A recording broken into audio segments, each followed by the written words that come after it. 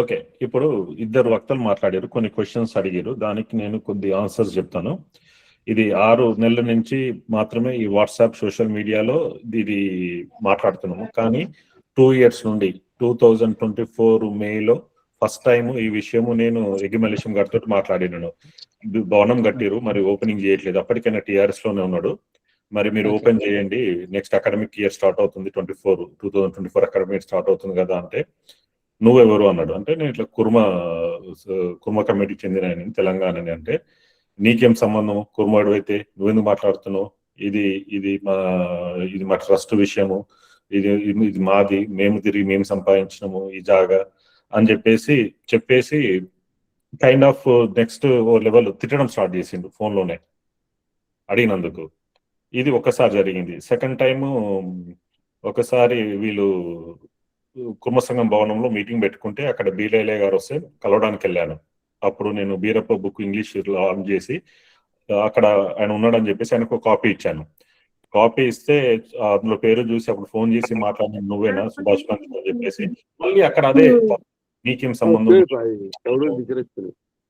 అనేది. అంటే ఈ పలుమార్లు వాళ్ళతోటి ఈ విషయం గురించి చర్చించడానికి ప్రయత్నించినాము.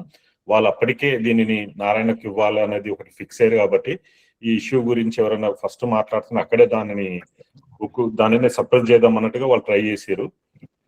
సో తర్వాత మనము ఈ విషయం గురించి పొన్నం గారిని కలిసినాము. తర్వాత బీలైలే గారితో డిస్కస్ చేసినాము. బీలైలే కూడా లేదు ఇది హాస్టల్కి ఇస్తేనే ఉపయోగపడుతుందని చెప్పేసి నన్ను పొన్నం దగ్గర తీసుకెళ్లి పొన్నం కూడా చెప్పారు.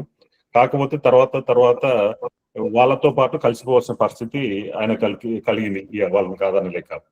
సో ఇది వాళ్ళతో మనం డిస్కషన్ చేసినాము, మాట్లాడినాము చాలా సార్లు. వాళ్ళు ఈ విషయం మీద ఒకటే స్టాండ్ పైన ఉన్నారు. వాళ్ళు ఏమాత్రం కూడా మనం చెప్పేదాన్ని ఆలోచించడానికి కానీ కన్సిడర్ చేయడానికి కానీ వాళ్ళు రెడీగా లేరు.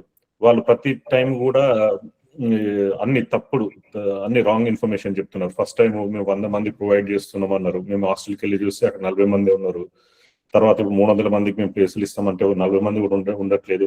ఇంత దూరం ఎవరు వస్తారని మాట్లాడతారు. అసలు ఫస్ట్ హాస్టల్ ఓపెన్ చేసి నడవకపోతే అప్పుడు సెకండరీ ఏం చేయాలనేది ఆలోచించవచ్చు. కానీ అసలు వాళ్ళు ఏదైతే చెప్తున్నారో లెక్కలు ₹1,00,00,000 వస్తుంది అనేది, అది వాళ్ళు చెప్తున్న మాటల ప్రకారమే ₹40 ఎస్ఎఫ్టీ చొప్పున కట్టిస్తున్నామని చెప్తున్నారు. ₹1,00,00,000 కావాలంటే 2,50,000 ఎస్ఎఫ్టీ బిల్లింగ్ కట్టాలి.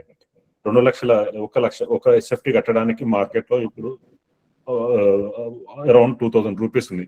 అంటే వీళ్ళు నార్మల్ బిల్డింగ్ కన్స్ట్రక్షన్ కట్టినా కూడా 50 కోట్లు అవుతుంది. అదే నువ్వు ఇంటర్నేషనల్ స్టాండర్డ్స్ లో స్కూల్ కట్టాలంటే ఒక 70-80 కోట్లు అవుతుంది. 70-80 కోట్లు వాడు బ్యాంకు ఇంట్రెస్ట్ తోటి రుణం ఇస్తే ఇది రీబ్యాక్ చేయడానికే ₹1,00,00,000 వచ్చే రెవెన్యూని మనం క్యాల్కులేట్ చేస్తే, ఈఎంఐ క్యాల్కులేట్ చేస్తే 30 ఇయర్స్ పడుతుంది.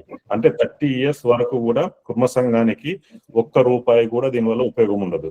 వాళ్ళు ఏదైతే 10% సీట్లు వస్తాయని చెప్తున్నారో అది ఐబీ సిలబస్ తో నడుస్తున్న స్కూల్లో ఐబీఎస్ఈ స్టాండర్డ్స్ లో ఉన్న వాళ్ళని మాత్రమే తీసుకోగలుగుతారు. అంటే ఆల్రెడీ ప్రైవేట్ స్కూల్లో ఎఫ్లూయెంట్ గా చదువుతున్న పిల్లలకు మాత్రమే అది ఉపయోగపడుతుంది. కానీ గ్రామీణ ప్రాంతాల నుండి వచ్చే విద్యార్థులు అందులో అడ్మిషన్ పొందే సౌకర్యము, ఒకవేళ అందులో ఫ్రీ అడ్మిషన్ ఇచ్చినా కూడా వాళ్ళ ట్రాన్స్పోర్ట్ ఖర్చు కూడా కట్టలేనంత ఫీజులు ఉంటాయి. వాళ్ళకు ₹1,00,000 సంవత్సరానికి ₹2-3 లక్షలు ఓన్లీ ట్రాన్స్పోర్ట్ ఫీజు ఉంటుంది. సో అంత ఎక్స్పెన్సివ్ స్కూల్లో మన పిల్లలు చదువుకుంటారు, మన కమ్యూనిటీకి ఉపయోగపడుతుంది అనే దాంట్లో కూడా అర్ధరహితము. అది ఏ పర్పస్ కి అయితే ఇచ్చారో ఆ పర్పస్ యూజ్ చేయాలన్నదే మేము అడుగుతున్నాం వాళ్ళని. అదే చేయమని చెప్తున్నాం.